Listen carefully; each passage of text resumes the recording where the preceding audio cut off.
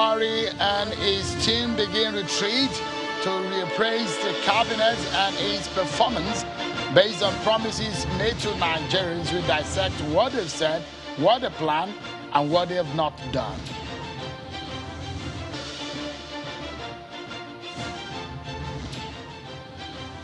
And the APC Caretaker Committee today inaugurates the National Reconciliation Committee to douse attention in the party in the wake of dispute emanating from party congresses.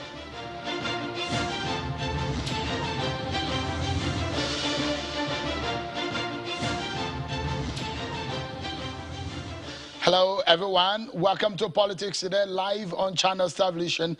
We're live for you from our Abuja studio in the nation's political capital. I'm Sean Kimbaloye. Let's begin with the unfolding drama in the politics of the ruling People's Democratic Party in Edo State. Today, the Edo State PDP leadership has ratified the suspension of the National South-South Vice Chairman, Mr. Dan Obi, and a member of the House of Representatives representing Oredo Federal Constituency, Honorable Omorege Ogbede Iyama. The State Secretary of the Edo State PDP, Hilary Osu, the PDP Chairman in Oredo Local Government Area, Odua Igbinosun, and the Chairman of PDP in Oredo Ward 4, Sir Friday Enaruna.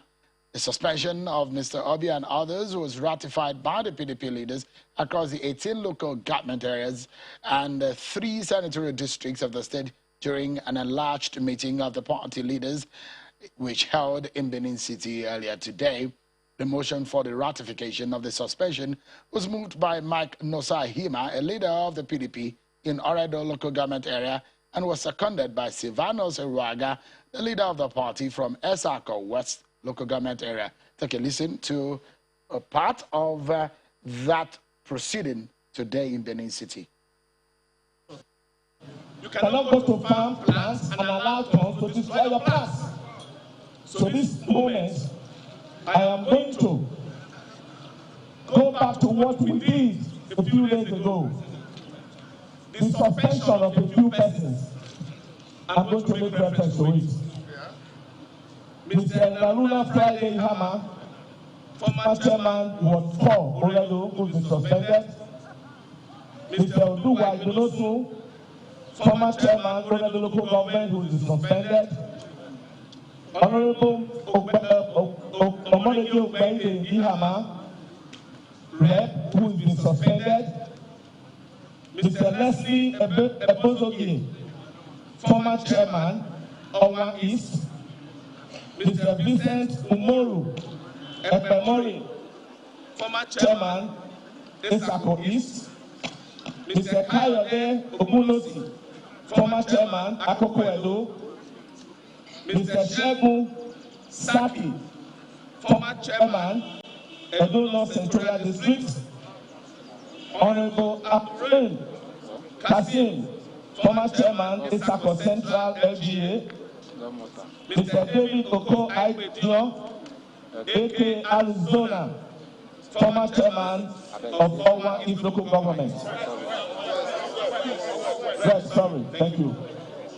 Your Excellency, today I want to move for this ratification of the suspension for this team that I have just mentioned by the meeting that we are currently holding. I move that the suspension should be ratified this moment. I so move. The order I've just spoken, I am out before I move that seconder of that motion to second that motion to ask that Chief Danobi is added from Edo North. I am the person moving it. I so second that the people you have just mentioned are just messengers of Chief Danobi. Chief Danobi is suspended here and now and so on. Well, the drama is unfolding, like I earlier said, because the last time that they were suspended from different locations in the state, there were reactions, and one of the reactions was that the action was a mere drama. We see how Mr. Dan Obi and The honorable member in the House, Honorable Eyama, will respond to some of these. But let's move on. That's perhaps going to be a discussion for another day. Let's check out your political roundup stories now.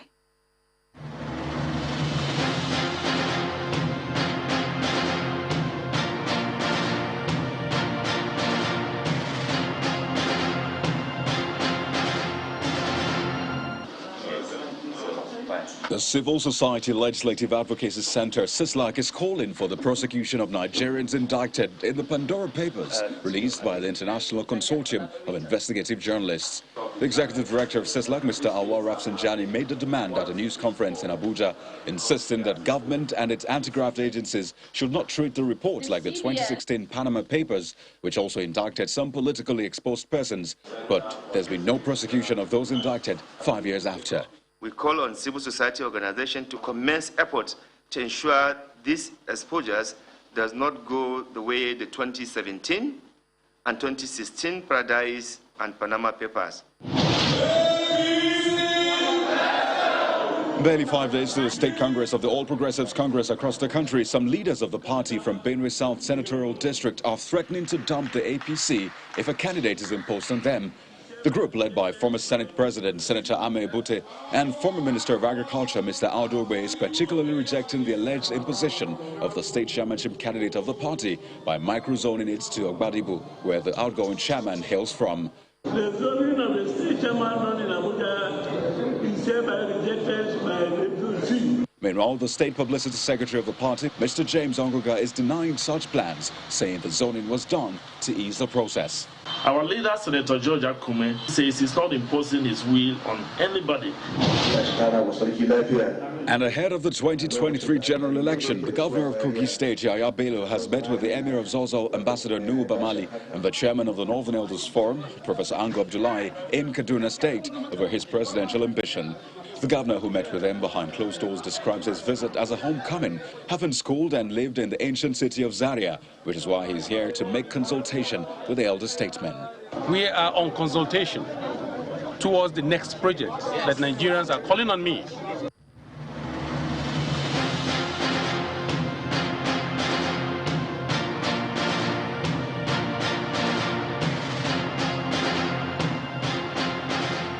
So let's begin to chew what has become our major conversation for tonight on the program. You know that what we deal with on the program is your biggest political stories. So we'll bring them and dissect them for you. So let's get started, everyone, shall we?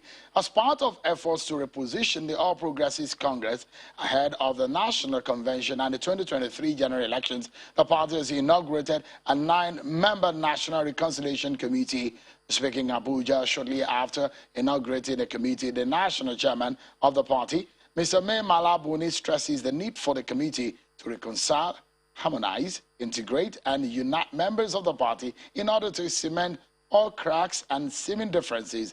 The committee, which is chaired by a former governor of Nasarawa State, Senator Abdullahi Adamu, and Mr. Moses Adeyemo, a secretary, are saddled with the responsibility of conducting appropriate engagement between identified groups in each state where there are disputes, with a view to bringing about genuine reconciliation and establishing lasting peace and unity in the party. The leadership of the party in the last 16 months constituted various committees to serve the party, some of which are still ongoing. Members of these committees have served with a high sense of commitment and dedication, which contributed immensely to the milestone achievements recorded by the party. The much anticipated congresses have commenced and progressed with significant successes. The party ensured that the provisions of the Constitution are highly protected and respected. We have also constituted mechanisms such as the appeal committees to address complaints arising from the conduct of the Congress. The Caretaker Committee found it expedient to constitute the National Reconciliation Committee to reconcile emerging misunderstandings and differences which might arise from the outcome of the Congresses. Members of this committee were carefully selected based on their individual track records of excellence, under the chairmanship of a veteran Democrat, a two-term state governor, a versatile legislator, and indeed a true statesman, distinguished Senator Abdullahi Adamu, the former governor of Nasarawa State. That's the national chairman of the APC Caretaker and Extraordinary Committee, Governor May Malaboni. Well, tonight our main conversation is that the Buhari presidency and the federal government is looking inward and reappraising its performance, and they have begun a presidential retreat with cabinet members and key government officials in Abuja. It is the third edition of the midterm ministerial performance review, and the retreat since the president's second tenure in office. 1 year since the last presidential retreat, ministers, permanent secretaries, and top government officials are back in this crucial stock-taking exercise at the State House in Abuja. The president highlighted some notable accomplishments, set new targets, and addressed disconnect. Take a listen to President Buhari.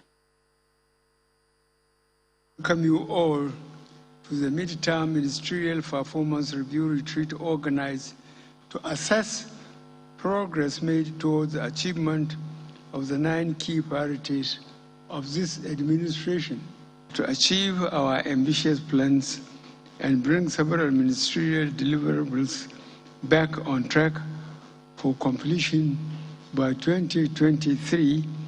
We would have to make concerted efforts to refocus our activities to deliver on projects which were delayed as a result of the pandemic. Progress made in the year 2020 also illustrated the need for setting up intermediate targets to address the disconnect between MDA, deliverables, and key macroeconomic priorities.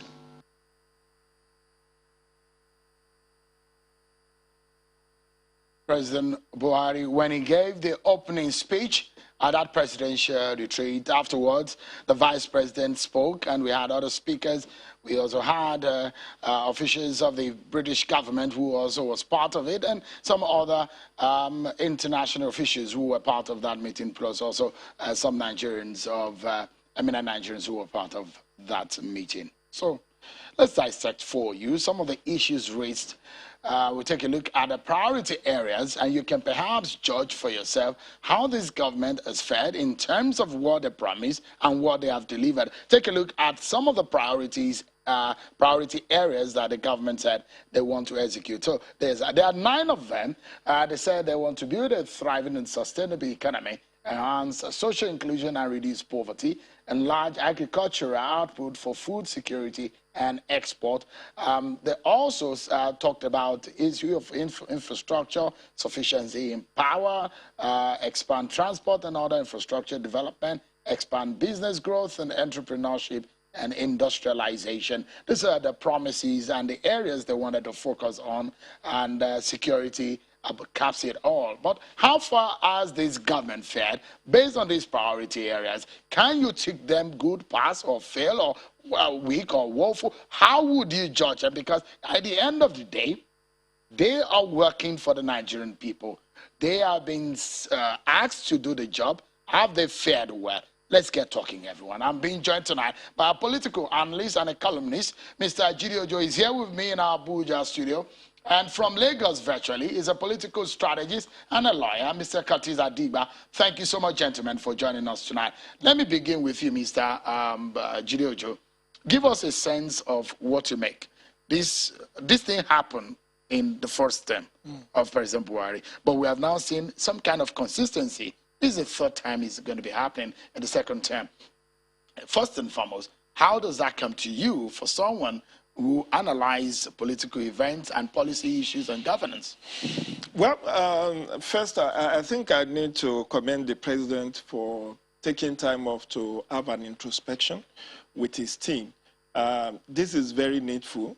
I belong to the media and then the civil society, but you know, we always have periodic retreat, staff retreat where you go and reflect how you have done, where, areas you need to strengthen your performance. Each of the staff, there's what is called annual performance review.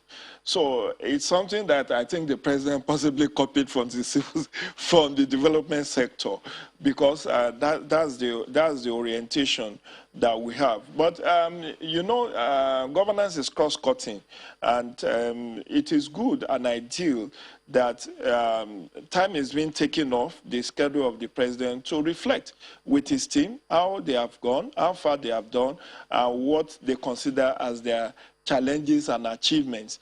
Having done that at their own, it is also good to listen to the public as to which area Nigerians, how do Nigerians rate them. And I think the presidency actually needs to sponsor or, do a opinion polling about his rating. In U.S., you hear of the rating of the president, presidential rating. Joe Biden, usually periodic. Exactly. You see that a lot of the time. A lot of which is done by the media. In fact, sectorally, they do that. Exactly. So I think that's the one culture we also need to imbibe. So while the president or the presidency is having an introspection, reflection, retreat to tighten knots and bolts of things, they also need to also see what the larger public is talking about. What are people's reflection of their performance? Because sometimes when you have this kind of retreat, nobody will say among the ministers that he has not performed. I'm here to see one that will come forward. I think one thing is that they have a marking scheme for themselves, because I understand that they've launched, which we'll be hearing how that will play out. Whether or not the public can also be the one, in the real sense of it, is the public that should judge, because they are the employer of government. You are. But they released a tool where they can, appraise. But from what I learned, that tool was only launched in January this year. And I think they are just kind of making it public now. From what I read, it's something that was just very recent. It's done. Because it would be good for us to know how the ministers are being rated. Exactly. And it should be made public. But let me get Mr. Adigba's view. Mr. Adigba, you strategize for government, you strategize for political parties and candidates. In your view, how do you rate these, what has now become like a consistent endeavor by the Buhari government to reappraise itself? Well, you understand that this is not the first time this government has done this. In 2019 and also in 2015, shortly before he assumed power, the president held a meeting like this with some of his potential ministers, and after the appointment again, he met with some of the ministers to keep them in the loop about the strategic objectives of his government. So I think it's in the right direction. Why this is actually getting attention is because there's an attempt to characterize it in a peculiar way that Nigerians will understand. That the purpose of this meeting today is to assess the works of the ministers and the heads of government establishment, and then to refocus them on what should be done going forward, because now there is something that is monitoring their activities. And that, of course, is strategic, because don't forget that this current government has got less than 2 years really to govern. In the next 2 months, as we're already beginning to see, it's going to be politicking. Aspirants for different offices, including those who are in offices right now, will take more time to campaign and play politics than to govern. And so you've seen the president sending a clear message that I want to finish strong, and I want to finish very, very strong. And I'm monitoring your activities to see who is working and who is not working. And the clear message there is that if the president, for instance, feels that you're not doing enough, then you could be taking off the cabinet as quickly as possible so that those who can focus on the job can come in. So it's a good thing he has done. So before I come back to the studio here in Abuja, let me ask you, Mr. Adigba. So I listened and I watched the retreat, the beginning, where the president spoke, the vice president also spoke. We heard from a few other people. But if you look at the speech of the president and that of the vice president, one thing was critical. It was the fact that the president and the VP gave the reason for a slowdown, which is a pandemic. It was an obvious. And you had, up to 40% of a downward performance of some sectors of the economy, of the life of us as Nigerians. And they talked about how the oil price dipped and how it affected everything. But based on the promise, because that's what people will judge. The sufferings they're facing or the enjoyment they're experiencing will give them the sense of how they feel the government has done. But from your own point of view, based on the priority areas, security, the economy, petroleum, infrastructure, and all of that, in your view, as a citizen of Nigeria, how would you assess this government based on the priority areas they've said and what they've said they've done? Okay, so this is it, sorry. All over the world, economies are struggling. The best economies in the world are struggling from the devastating effects of COVID-19. I just came back from the United States after 7 weeks, and I can tell you something that I have never seen the shops that empty. For all the years I've been going to the United States, I can tell you how ordinary citizens are struggling and government had to come to their aid by paying them unemployment bonus and all that. So this is not an isolated issue. However, there are challenges that are peculiar to us in the sense that the reoccurrence of these things do not happen all over the world. Now, we understand that this government has done well when you look at it. And you look at the level of infrastructure it has put in place, given the resources that is available to it compared to other administrations. So you cannot say they have not done well in the rail sector, in building of bridges, roads, and all that. Now, the government also, in terms of social facilities, trying to help the people, creating social safety nets here, the Empower, the money, all kind of social, distributive justice, palliatives and code that they have put in place. Again, you must understand that they have also done well, considering the resources that is available. However, there is an area that is a consensus that the government has not done too well, and that is the area of security. Now, the issue is when this government came in, before this government came in, let's look at what we had. We had a situation where the capital city of the country was on sale. Bombs were going off there daily like popcorn. It was difficult for people to go to church service on Sundays. Mosques were also not spared. All over the country, we had bombs going off. And the president promised and said, look, he was coming to take the battle to Boko Haram. He did took the battle to Boko Haram, degraded them to some extent, but never without the capacity to carry out attacks on soft targets.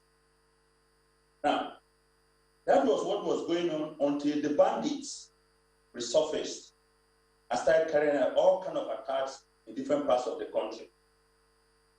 Now, that does not mean that the government is not doing enough or the government is not doing anything at all. As you understand, if the government gets it right 99 times and the criminals or the terrorists strike once, it erodes away completely all the efforts of government because people are very sensitive about attacks. Yeah.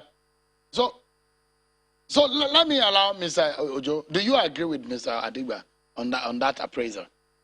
Yeah, I do. Definitely, even the president himself knows that security is about everything. It's a constitutional issue. Section 14, subsection 2B of the Constitution says security and welfare is a primary reason for governance or for government. So on security, I'm not sure many Nigerians will rate this presidency high.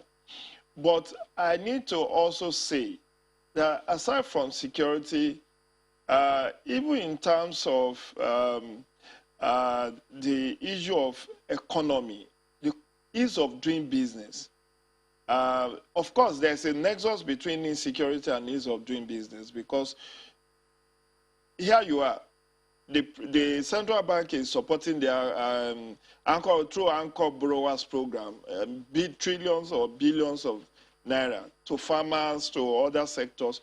But where you have insecure environment, you cannot even repay the loan. Many farmers have left farm. They are now commercial cyclists in major towns and cities. So ease of doing business cannot be said to have. They tried to do something about the port, but it's not working. And the president did admit that on October 1st in his very lengthy speech, but in terms of railway infrastructure, road, in a way, they've been able to deliver. Then when you look at issue of, in terms of constitutionalism, not many people will feel that the president has done so well in terms of constitutionalism.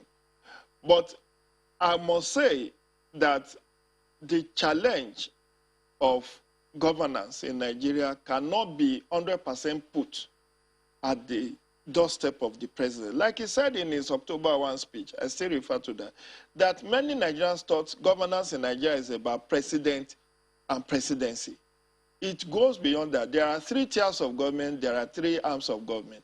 So if you don't have horizontal and vertical collaboration. One area, because we need to also bring government into this conversation and ask them straight and direct questions on this, hearing from people who have analyzed the matter. But quickly, before we go now, the issue of the performance of the ministers. What do you think? The president changed a few ministers around. Are you seeing any of that kind of thing happening? Well, we saw the change of guard in 2 ministries, Minister of Power and then Agric on September 1. But that is not far-reaching. I was here on that day where we talked about, a lot more shake-up being expected. I think beyond and above the shake-up of the service chiefs, the chief of defense staff and even the national security advisors, not many people will feel that they are on top of their game. But it is not for me to judge. Like you said, I wish we are also, as members of the public, allowed to see the marking scheme. Because already government is making alibi for the failure by saying COVID-19. But before COVID-19, we also know that the economy wasn't doing too well. The economy was struggling. But like my colleague in the Lagos office said, it's not peculiar to Nigeria that we have this kind of, tardiness about economic recession and all of that. So, but a lot more is expected. I think what Nigerians are usually suffering from is the challenge of expectation? That's not the right word, not over expectation, but we hope too much. We've put too much trust in government. And government alone cannot solve all the problems. All right. But like I said, the key factor, irrespective of how we judge or how we score or rate each of the ministers, all right, what is critical is that vertical and horizontal collaboration. All right. Because a tree does not make a forest. Let me get that same view, for that same question from you, Mr. Adiba. The ministers, do you see any kind of shakeup after this retreat? Quickly. Well, we don't have the matching screen, so we don't know what the president is looking at. But if you ask me as a personal, if you ask for my personal view, I will tell you that I think some ministers are not doing well. You don't even hear anything about them. They're just there making up the number. But that's up to Mr. President. But having said so, Chem, I can tell you for free that without the effort of the federal government, the country will collapse. Over 2/3 of our states in this country are not functioning. My colleague there talked about 3 tiers of government. Unfortunately, we have 2 tiers of government, the federal and the state. Local governments don't exist because they're in the pockets of their governors. They don't get their allocations, their funds are not available, and they cannot perform their roles. So, all right. All right. Mr. Curtis Adigba, political strategies and a lawyer. Thank you so much for joining us tonight. Mr. Jide Ojo, a political analyst. Thank you so much. He's also a columnist in major newspapers in Nigeria. Thank you so much for coming on tonight. We take a break and we hear from government what their intentions are about this. We hear from the presidency what they intend to do, what will happen after this treaty. Stay with us, everyone. We'll be right back.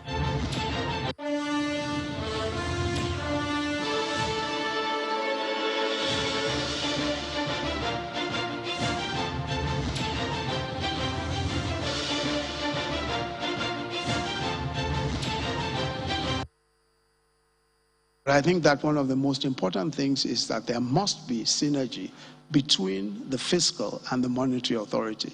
That is absolutely crucial.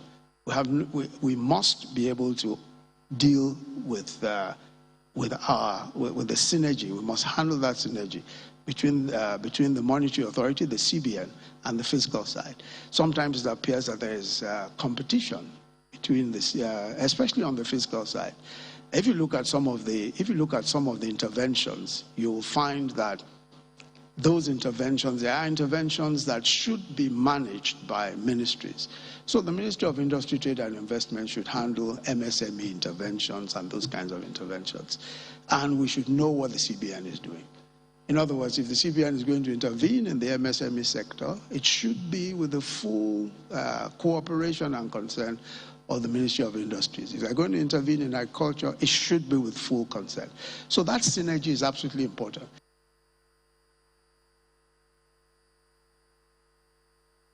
We must unleash the potential of the youth of Nigeria. Today, over 75% of the population is under the age of 35. More decisive actions are needed to turn this demographic asset into an economic dividend. A young, productive, youthful population with access to education, skills, social protection, affordable housing, and medical care will power Nigeria's economy now and well into the future. We must move away from the so-called youth empowerment programs.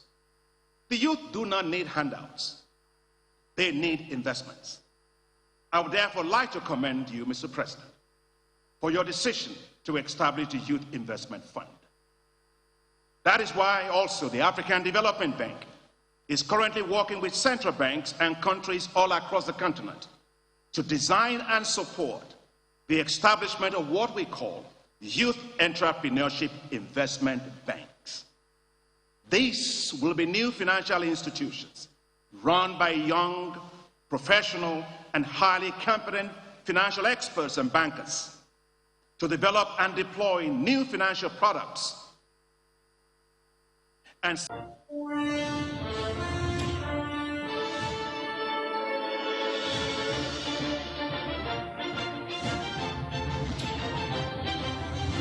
Thank you so much, everyone, for staying with us. We're still talking about the appraiser of the Buhari government. They made promises.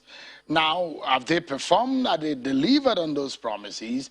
There's a reappraisal process that is ongoing, a midterm retreats that are undergoing right now, all the cabinet members, and looking inwards on what they have done and what they have not done. I'm being joined tonight by the President's spokesperson, Mr. Femi Adesina. Thank you so much, Mr. Adesina, for coming on tonight. Thank you. Good evening. So it's a sort of internal mechanism, from what I gathered from the speeches of the president, to look at what they have done and what they have not done. Because there was a closed door, because the media was excused at some point. I understand, I was hearing that some truths were being told in the closed door. What can you tell us about that? Well, it is said in Yoruba land, I know it will also be peculiar to other parts of the country, that if adults go into a room and they then come out sometime later and they are all smiling and laughing. They have not told themselves the truth. Were you smiling after that meeting? Were you guys smiling after the meeting? Well, it was not all gloom. It was not all gloom. It was factual, it was truthful, but it was not gloomy.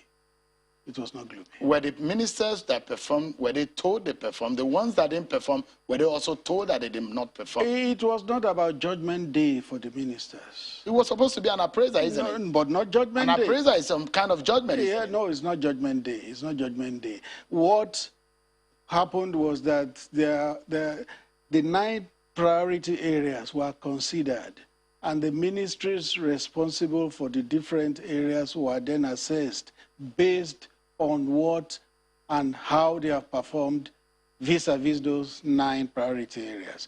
At the end of the day, because the retreat is going on, it's being concluded tomorrow, and there will be a formal report. I will not tell you what the assessment result is yet, so as not to preempt the report. But it was not a bad report. But, I mean, what are the lows? Yeah, there are, I wouldn't say lows. Maybe areas that do not measure up yet. Those are the lows. Yeah, no, they don't want to call it the lows. They are not necessarily lows. They didn't meet the expectations of the government, isn't it? Yes, but lows will mean failure.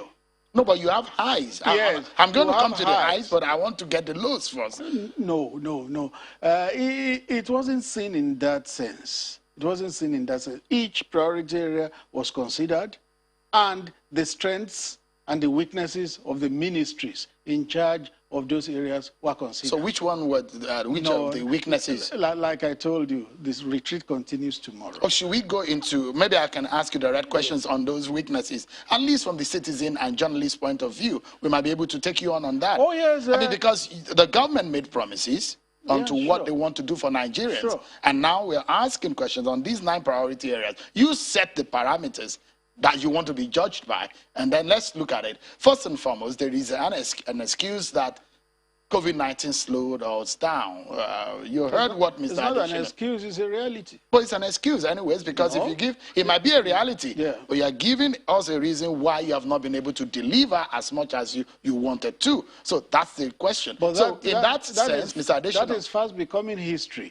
Before COVID-19 came, as at December 2019 to January 2020, you see that the Nigerian economy was like a plane with its nose in the sky with promises. And then COVID struck and everything crashed. But as at today, 5.01 growth, it has gone back up again. That's where we are. For example, the vice president spoke about the value of the naira. Yes. What is the solution that was preferred there at the meeting? After the vice president, the central bank governor also had an opportunity to address the meeting, and he spoke on what the issues were and possible ways. Did you get, was there an agreement at the meeting on what to do? Because the value of the naira is not what anybody is, in fact, some people had say that it's going to skyrocket more than what we see now. Well, you know, some people will not always see the bright side of things. They always want to see the negative side. But it does not mean that that is what will happen. The naira, the value of the naira was very bad at a point. It stabilized at another point, and then it has gone sky high again. So it does not mean that it cannot always get So better. what's the Buhari government going to do to fix that? The central bank governor came with recommendations this afternoon. And it's part of the reasons why you have this kind of meeting that we are holding. At the end of the day, there will be a codification of all the recommendations and follow up. So there's no conclusion, there's no agreement yet? No. On the way forward? The meeting is not over. Okay, so there is a platform that was launched. Yes. To appraise. Yes. Is that platform going to be made public for Nigerians to be able to judge or to be able to appraise the government or the ministers? That platform had been there since January this year. It was just only made public? Yes, it was just made public today. There was a formal unveiling, but it had been there since January. If you read the president's speech, he said he had been using it to assess the performance of ministers. Was that what he used to remove the ministers? It's not unlikely. It will be an accumulation of parameters. Maybe you could use it to remove some more. Well, he said when those two were dropped that it's a continuous exercise. So it might happen after this retreat? You cannot rule it out. It may happen, it may not happen. It's the prerogative of the president. But it speaks to you. I mean, you know his Yeah, sure. It speaks to you. Yeah, so there is a possibility. There is always a possibility of reshuffle in government. You know governments before this which reshuffled ministers 2 times, 3 times. In fact, there was a government that like every 20 months, it would drop ministers, bring in new ones. So it depends on style and the need to do it. So did the president speak about the performance of his ministers? I mean, whether he was happy at that closed-door meeting or what he's going to do afterwards? Did he speak about it? No. Or he's just happy with everyone? No. The way the closed-door meeting went today, it was more of people making presentations. And you know the president is a good listener. He listened to everybody that spoke. Every segment of the meeting, the president was there. So I'm sure he's taking his notes. He left at about 5 p.m. too? We left together. Okay. So that platform that was launched today, is it going to be public to Nigerians to be able to access and be able to make their inputs? He's domiciled in the office of the Secretary to the Government of the Federation, so he will be able to answer that question because it didn't come up. So I cannot pontificate on it. If I knew whether it would be open to public, I would talk about it, but I do not know. Let's ask you, Mr. Adesina. This government came with high hopes, gave Nigerians, sowed a lot of hopes for Nigerians that this is what they're going to do. And frankly speaking, Mr. Adesina, can you look in Nigerians in the face and say that your government has delivered on the promises that you made to Nigerians? What you need to know is that government is always a continuum. One government will come, it will do all it could do in certain areas. It will do very well in some areas. It may not do as well in some areas, and it will exit, and another government will continue. That's not what you told Nigerians, no, Mr. Adesina. No, you did not tell Nigerians that government was a continuum. When you promised 3 major areas that you're going to fix. You are trying to paint a picture that No, I'm not painting a picture. I'm just asking a direct question. I'm asking you that can you tell Nigerians, and it's a straightforward thing, whether or not you have performed? Because if you told your child that when I come back from work, I'm going to buy you ice cream, it's either you bought the ice cream or you did not. The question is... I heard Curtis Adiba talking about the security situations at 2015. You, in all truth, can you compare the security situation today, as dire as it is, with 2015? You dare not. Because as at 2015, yes, it was only insurgency then, but the way bombs went off like firecrackers in all cities of the country. Can you compare that to today?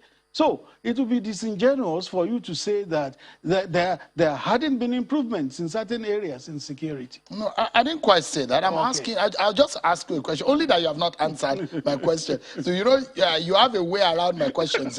But I'll still repeat the question. Can you tell Nigerians, in all honesty, Mr. Adesina, tonight, that your government is reappraising itself on what it has promised and the priority areas that he said? Can you tell Nigerians that you have delivered on those promises? Yes. There are certain areas where the delivery is higher than in some other areas. But for anybody to say it's a complete failure, that will not be true. No, I'm not sure that has been implied here. Okay. But the question is that maybe you have failed in some areas. Is that what you will say? No. In some areas, you may not have performed well as in others. Okay, what were the promises? There were 3 main ones, and then it was expanded to those 9 priority areas that you enumerated at the beginning of the program. 1, we will secure the country. We met an insecure country. Is the country now secure? Wait. We met an insecure country. We went at it, and there was some stability. And after a while, it exploded again, and it became hydra-headed. Insurgency was the main problem there. Banditry came in, kidnapping came in, cultism came in, all sorts of things came in. So it's a serious issue. Has it gone out of your hands now? Will you let me No, I'm just asking a follow-up question. Make my point. The issue is that security is a big elephant in the room. It's a main issue in the country today. But it's the government working at it, oh, seriously. Seriously. Can you make promises that Nigerians right now who are watching that something that could relieve them a bit? Oh, definitely. It was in the president's speech today. That listen to him. Yeah, I listen. That the security situation is being tackled frontally. And it will get That's better. not the first time we heard that. Oh, yes. And of course, the last time you heard it, compared to today, are we where we were then? Are we where we were then? So it says something in the October 1 broadcast. It said progressive movement should not be mistaken for stagnancy. There is progress. But some people want to mistake it for stagnancy. No, the security situation is not stagnant. Because, I mean, we can go on and on about several areas, debt issue, several other issues. But let's wrap up the conversation because we still have one more segment before the end of the program.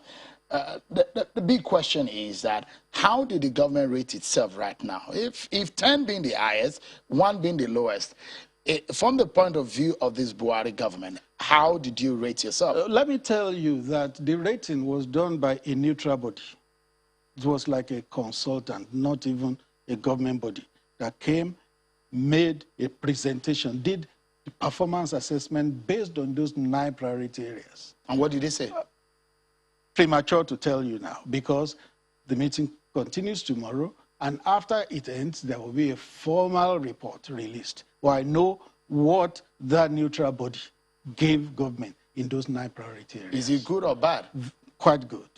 So they rated this government good? Good, good. Does the government think that is done good? It's not the government that will assess itself. A neutral body has assessed it, and Nigerians will also assess it. Government will not assess itself. But you heard the president in his speech, he spoke about things that are being done. Like he said, those priority infrastructure projects, most of them, if not all, are going to be commissioned before the government exits in 2023. That's good news. All right, then. Thank you so much, Mr. Femi Adesina, for talking to us tonight. I'm very sure that we still have an opportunity to speak about it because it's an ongoing matter. It's an ongoing matter. Thank you. And that's how I always want you to see the governance, a continuum. I hope that you told Nigerians that. You did not tell Nigerians at that time that government was continuum. You promised Nigerians, and Nigerians are holding on to those promises. Yes, of course, and the government will deliver according to its promise. So one of the things that will also remind politicians in this coming dispensation, that each time they are making promise, we tell them, remind them of what is happening right now, isn't it? No, that will imply that what is happening right now does not measure up to the promises, and that would not be So their realization that when you get into government, government is not exactly how it looks outside. Well, yes, because you don't have the total picture. All right. Oh. Mr. Femi Adesina, thank you so much for coming on tonight. I appreciate your time. Thank you.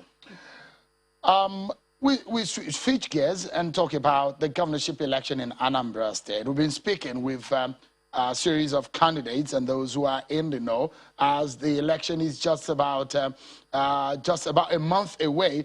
But how are the candidates preparing? Which now we speak with one of them. But let's take a listen to the INEC chairman on the preparations and the worries as to the conduct of the exercise. Take a listen to him. From the reports we have received, the stated goal of many of the attackers is that the governorship election scheduled for the 6th of November 2021 must not hold. This is worrisome for the Commission. We are deeply concerned that specific electoral facilities and materials could once more become targets of attack. The Commission is particularly concerned about the safety of voters on election day, as well as the safety of election duty staff, including security officials who have become the targets of these attacks as well. The thousands of young Nigerians that we intend to deploy for the election, most of them National Youth Service Corps members and university students, need to be reassured of their personal safety.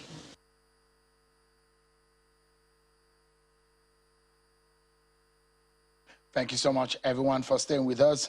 Let's now get talking with one of the candidates in the race for the governor governorship seat of Anambra State. Tonight, we have a retired military officer and a candidate of the Allied People's Movement, APM, Colonel Jeffrey Onyejebu. Thank you so much for coming on tonight. Thank you, Jeff. Sure, I'm happy to be here. Have you been on the field? Yeah. How are the people receiving your party and yourself? Well, I am the man they are waiting for. The man who had the unique skill sets for the time we are in. What do you mean by that? Oh, yeah. I served in the military for 32 years, commanded a brigade, was acting GOC of a division, was the military attaché of this country in Washington, D.C., with a Wednesday briefing office in Pentagon. I think I am very well equipped for the job. Is that all it takes to be able to run a state? Excuse me, I am an architect, an engineer, I have a PhD in that field.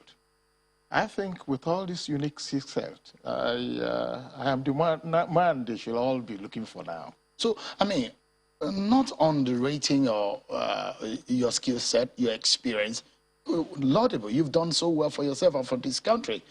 But in terms of the specific needs of the people of Anambra State, what do you think is the most important thing for the people of Anambra State as we speak now? Security, first. Security, second. And the last one is security. Every other thing is subsumed on security. And you think you can fix that? I think once the security is fixed, and I am the one who have what it takes to fix it. How would you do that? The economy will thrive. How would you do that? I will do the unusual things in usual way. Because they keep, it's like you bring in a carpenter to do a surgeon's job. Sharon, I know the owner of this organization, Tony Momo. John Momo. John Momo. When he was serving, I think, NTA in those days, if he was not a veteran journalist, he wouldn't have a grade 1 outfit that is serving in channels. So Anambra needs somebody who knows what it takes in terms of security, in terms of infrastructure, in terms of diplomacy, to get the state to an A level position. The issue of non-state actors have become a phenomenon, not only in Anambra State, in the Southeast. How would you fix that? What is happening in Southeast right now is an issue of a people who has an ideology. And you can't fight ideology with kinetic approach only. Kinetic approach will be there, but non-kinetic approaches will be the main thing that defeats ideology. The people feel that they are marginalized. You have to address the issue of marginalization first. Are they marginalized in the true sense of it?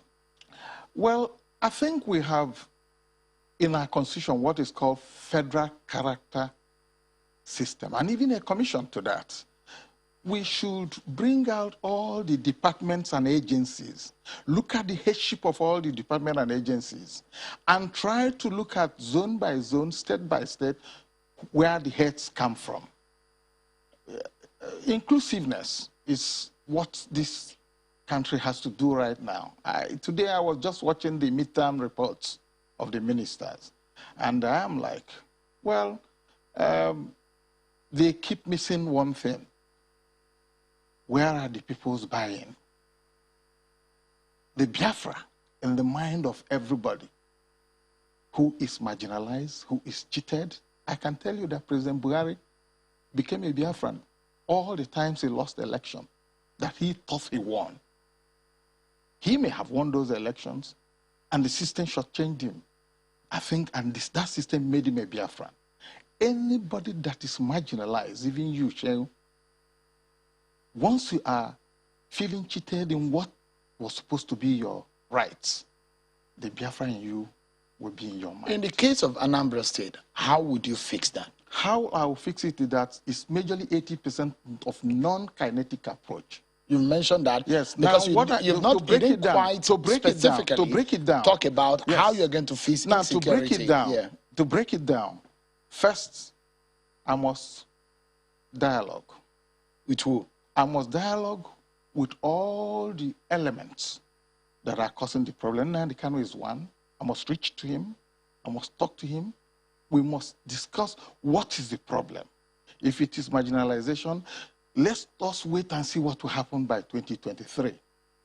If the zone are calling for restructuring and they are not getting it, if they get a president of their own extraction, they should now do the restructuring. If they cannot do the restructuring, then I think there's no way again anybody will. I think once we have a president of a Southeast extraction, most of, even Nnamdi Kanu, will peter out. Really? Yes. So what's the thrust of your campaign? The thrust of my campaign is that gentlemen in the Anambra, gentlemen in the Anambra, I am here with a unique skill set of how to deal with the issue of security.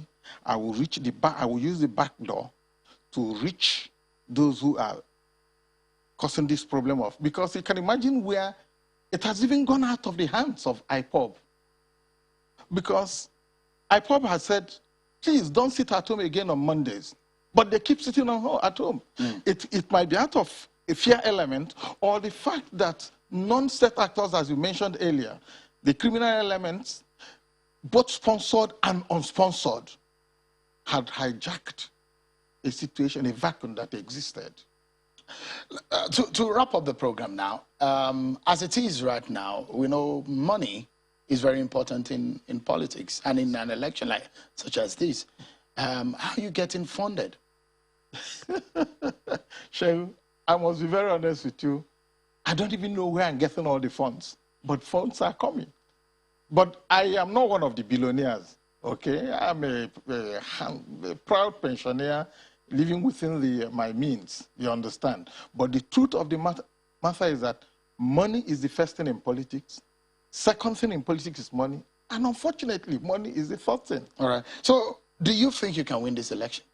Of course, if this election is done on who is the most credible, who is the most wanted candidate with unique skill set, I think there's none like me in the field. Colonel Geoffrey Onyejebu, the candidate of the APM in the Anambra governorship race, thank you so much indeed, and I wish you the very best. This might not be the last anyway that we'll get talking about your ambition in the race. Thank you so much for coming tonight. Thank you, Shehu, for appreciate the opportunity. Thank you. And that's our program for today, everyone. Many thanks for watching. I'm Sean Kimale. Bye for now.